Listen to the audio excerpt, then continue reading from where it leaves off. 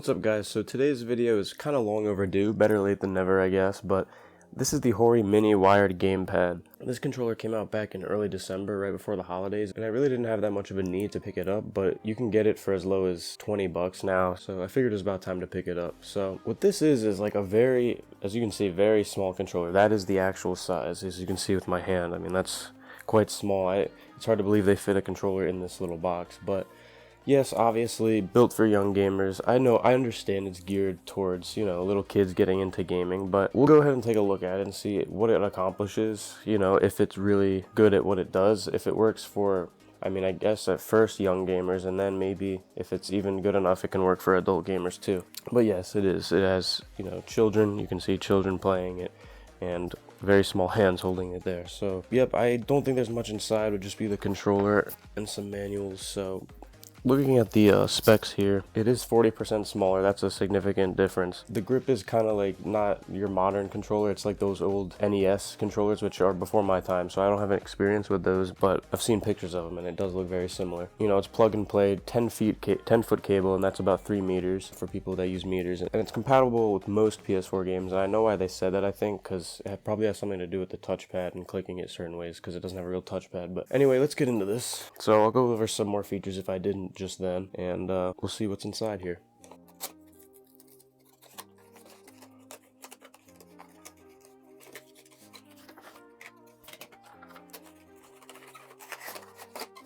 Okay, so you get the manual on top. Probably not going to need that, of course, because again, this is a very simple controller that is very small. Okay, so just the controller and the wire, pretty neatly packaged and everything. Comes on a little plastic sleeve you can take off here. Wow. That feels very interesting. Okay, I'm just trying to get a feel for it.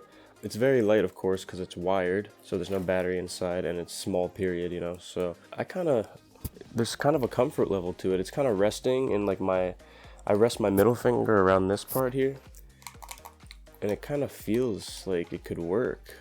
I thought my hands would be cramped using it, but I'm kind of liking the feel of it for some reason. So going around at the buttons here, I'll try to give you a sense of how they sound. So R3 and L3 sound pretty loud. The D-pad doesn't really make any sound. It feels kind of just like the other Hori controller, the FPS Plus, which I'll compare in size in a minute here. The face buttons are kind of small. You can see those. Alright, so here's your size comparison. Pretty big difference. The controller is about as wide as the DualShock is without the hand grips, I guess. But as far as like, overall surface area, it's very, very different. Just for comparison's sake, I have Hori's other controller. I love this controller a lot. Sorry it has some white marks on it. It had some grips on it, but I made a video about this controller a while back. It's very useful. I use it for pretty much every game at work. 2K, Call of Duty, Battlefield, anything. It's very accurate. And it gave me faith in Hori's products, and pretty sure all of Hori's PS4 stuff is licensed, officially licensed, so I definitely have confidence in buying their products. Yeah, this controller is quite big though, and it has offset sticks. I'm glad they kept them down here, because at the end of the day I do like having my sticks on the same plane. But yeah, the Hori's, I can tell right away. I don't know if this is because I've used this a lot, but the Hori pad, the FPS Plus, the face buttons have like a glossy finish. These are kind of more dry, like just kind of generic, just not as glossy, and I like that a lot better. The Hori has like rubber sticks, same with the DualShock. It's kind of like a soft rubber, and these are just not, these are like hard plastic, it feels like. I feel like my fingers will stay on it pretty well though. It doesn't feel like they're gonna slip. They feel tight, like there's very good resistance to them. They're not very loose. They sit higher than the DualShocks, as you can see. Let me try to get that. See how much higher they sit. I like the DualShock 4. I just don't like, one thing I don't like that much is how low the sticks are. Let's hear how the rest of the buttons sound. Showed you the R3 and L3.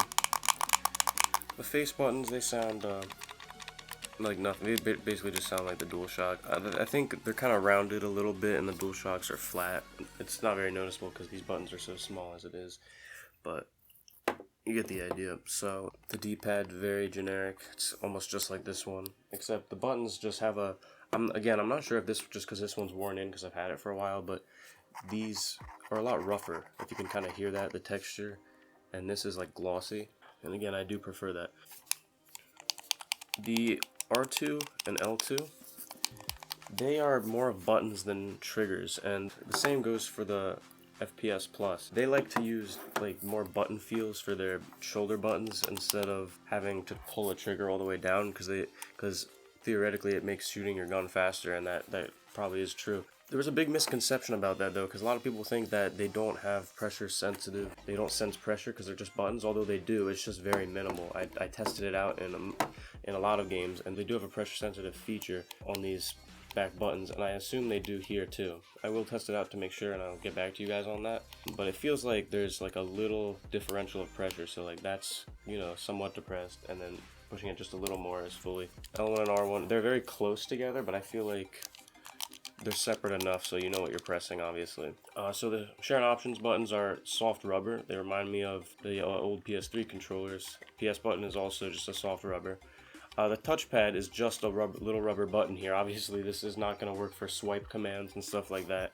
But they do have something that I like that no other touchpad emulation on any other controller has done. They have a separate button for it called TP down here. So what I think it does is when you hold a TP button down, I think it's the right stick, the left or the right, becomes the touchpad. So you can move, like, say your cursor and the keyboard around. And that's very good because other controllers, like the Mars wired one, you had to hold the touchpad button in and then do it. And that's fine, but what about games that actually use the button that the touchpad had? So like in NBA 2K, for example, you have to swipe the touchpad to call a different defensive zone, but if you click and swipe, you're gonna end up intentionally fouling, so you're doing a command you didn't even want to do. This has a separate button for it, so that is very smart by them. And yeah, you got a lot of wire here. It's around 10 feet, if I didn't mention that already. That's more than enough. And yeah, guys, it's very simple.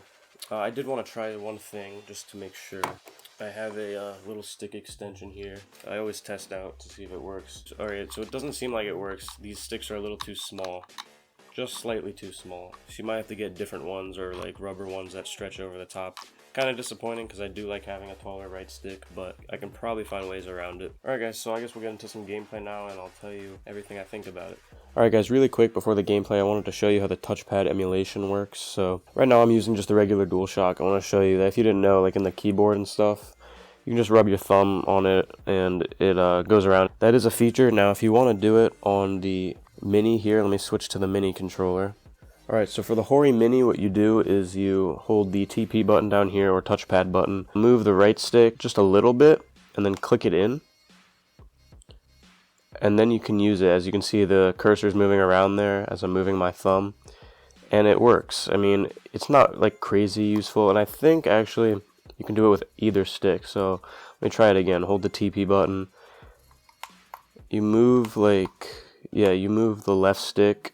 You have to move it slightly and then click it in, and as you're clicking it in, move it around, and the cursor moves. So you can do it with either stick. Kind of just if you need to. Not a lot of games use a touchpad, so I'd recommend against using it because it's just not that user-friendly, but if you have to, you can. So let's get into some gameplay. Alright, so here's some Battlefield 1 gameplay. I actually had a pretty good time playing it with this controller. You might notice from the controller cam in the top corner, I actually did find an old grip that does fit on that right analog stick, so it did make it a lot easier to use. Some features I forgot to mention in the unboxing: it does not have a headset jack. I've grown pretty used to this with third-party controllers. I use a USB headset anyway, so you'll be better off using a USB headset. And it also doesn't have vibration. It's a very small controller. They probably couldn't fit a lot of that in there anyway. It's meant to be kind of stripped down, so, and it's better for accuracy if it doesn't vibrate too, is what I've noticed. So yeah, guys, I actually really do like this controller. I feel comfortable using it, and that's the main thing. Is it just like, do you feel like you can win gunfights and just play with it to your best ability? Now, to get into some specifics, I like the analog sticks. They are kind of close, and some people have complained about your thumbs touching. Mine rarely touch, so it's not really a big deal for me. I actually did use L2 and R2 to shoot. I kept the regular Battlefield controls. I usually switch L1 and R1, but I just kind of like the way the L2 and R2 feel. They have like more of an even click, and they're just a little more springy. The L1 and R1 are there, but they're not as like they don't spring up as well, and you can't really settle your fingers on them because they are quite small. But my fingers tend to naturally rest on the L2 and R2 for that. And yeah, like I said, they are more of buttons, like you could clearly see, but they do have pressure sensitive characteristics about them. Like I was playing NBA 2K, and in the replay editor, or the replay mode, you can, depending on how far you press it down, you can change the speed at which the replay goes, and it does sense pressure. So it's just not a huge distance you can press it, but it does sense pressure just on a very small scale. so it will work for throttle, you know, games that have like a car throttle like GTA or any sort of racing game. Yeah guys, that's pretty much it. There's not more to say. I actually like this controller a lot more than the Nacon compact controller, because this one goes all out in terms of being compact, because it's just, you know, it's very, very condensed, but there's just something about it. The way I guess the buttons are placed just kind of fits the form factor more than the Nacon one did. I would actually definitely go with this one over the Nacon wired compact, which is funny because it is less expensive, but the Nacon just felt like it couldn't decide whether to be really compact or full size. It was kind of in the middle, so it just didn't seem like it knew what it wanted to be. This one obviously is going all out, like I said, in terms of its size. It's just very small, but it works in that way, because also being very small, your fingers don't have to travel as far, so it really does help. Again, with the sticks, they are extremely accurate, by the way. They're so accurate to the point where, for example, like in this game I'm playing Battlefield, I didn't show you, but I had to change the settings, the dead zones, because the sticks are so sensitive to the point where you could be just idle, you know, not touching your controller, and your character will move a little bit. Like your crosshairs will move across the screen, because that's naturally how sensitive controllers are. They'll just kind of already be triggering a little bit without touching it, but you can really compensate for it. It's always better to be too sensitive than not sensitive enough, so that's very good. You can always change it, and a game like Battlefield is very useful for things like that. Not so much with Call of Duty. I wish one day Call of Duty will be like Battlefield in terms of settings, but maybe the only downside I can think of is with the sticks. Like I said, they're close, but I don't really have problems with my thumbs touching. I was able to avoid that, maybe just the way I place my thumbs on it. But they are a hard plastic. It would be ideal if they were soft rubber like the DualShock or the other Hori FPS Plus, but I understand they're trying to cut down on the cost, so that probably contributed to that. My fingers don't really slip off of it, but it just would make it easier if it was a little bit of a softer rubber. So they are both concave, and it's always better to have a convex right stick, so I did put, as you saw, the grip on it. And the sticks have like these kind of like dots, textured dots around the perimeter of the stick, and it kind of helps for grip, but I didn't really find it that comfortable. It kind of just poked in your finger a little bit. They'll probably wear off after a while, and if they don't, you could probably just file it down with like just some, you know, very fine file, like a nail file or something even. So not a huge deal. So is the controller strictly for kids? I don't think so. It would work fine for kids. It's small enough to the point where a kid could feel comfortable using it, but I think adults can use it too. I was fine with it. I have pretty decent sized hands, and I think it could work for everyone. So anyway, this is really a good controller. In terms of talking about price, like, this is the least expensive, 100% reliable controller. Anything else you can get, like third-party things that are unlicensed, like the wired one I reviewed, you know, many videos back.